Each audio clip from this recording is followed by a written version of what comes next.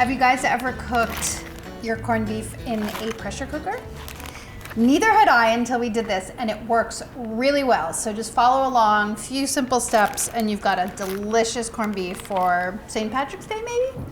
I'm crushing in a bag 1 teaspoon of yellow mustard seeds, a teaspoon of black peppercorns, half a teaspoon of juniper berries, and a 1/4 teaspoon of allspice.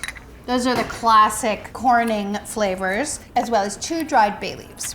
You can do this in a mortar and pestle as well, but this is an easy way to crush them in a resealable bag with a rolling pin. You really just need to release the flavors. You don't need to get them completely crushed up. This is just going to release the flavors so that they start to infuse the liquid more quickly as you're cooking. Those can go into your pressure cooker. And then you add 1 onion. You're gonna just peel this and quarter it. Nothing fancy. This isn't even a vegetable that you're gonna serve with your corned beef. You're just using this to flavor the liquid, which is just water. Quarter it. Add it to the pot. 3 cloves of garlic, smashed and peeled. Again, this is just to flavor the liquid. And just remember too that corned beef is already, I'm not corning the beef, which is basically pickling the beef. So that's already been done. I've already purchased it corned, and so it already has flavor in it. I'm just adding additional flavor and cooking it. Add the garlic to the pressure cooker as well as your corned beef. This is about a 3 to 4 pound piece of corned beef into the pot. And then you just want to cover the beef with water. That'll take 8 to 10 cups depending on the diameter of your pressure cooker. So just add enough water to cover. This was 8 cups and I think it's plenty.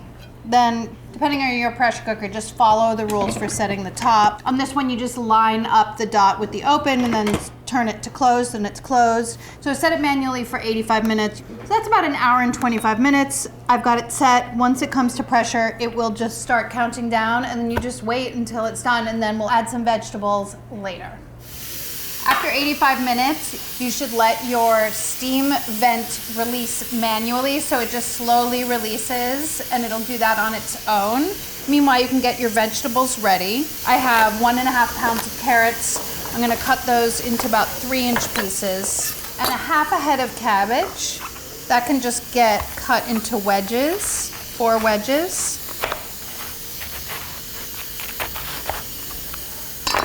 And 1.5 pounds of potatoes. When the steam is completely released, the little valve will drop down and then you can open it. It's completely safe because it's not gonna let you open it if it's not ready.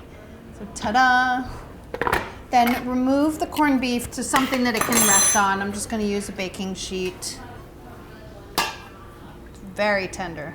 Tent it with foil, just to keep it warm while you cook your vegetables. The veg should just go directly into the pot. So that's 1.5 pounds of those potatoes. Carrots as well. It's pretty hot, so be careful. It was boiling when I opened that. And then the cabbage. Lid back on, and then set it for 5 minutes. It's not very long, but just remember it does take a little while for it to come back to pressure, so it's cooking in that time as well.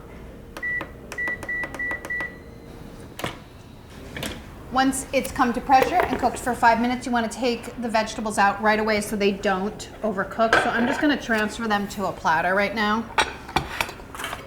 If you let them sit in there on warming mode, they will get overcooked. They're already really soft, which is what you want, but you don't want them overly soft.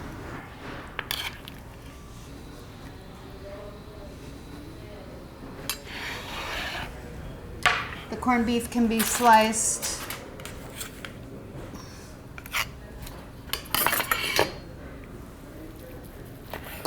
Really slices nicely if you give it a little bit of time to rest, which is perfect because it takes probably like 10 minutes for the pressure cooker to come back to pressure and then 5 minutes to cook. So it gives it time to rest, which is great.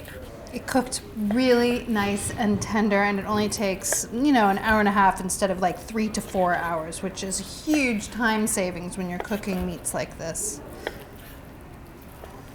Also, you're not using your oven. You don't have to worry about it sitting on top of the stove. Drizzle everything with a little bit of those cooking juices and serve. It's really great. It's a great time savings over the classic preparation of corned beef, and I think you're really gonna like it. Give it a try. If you like recipes like this and you want more, make sure to click like and subscribe because we have plenty more where this came from.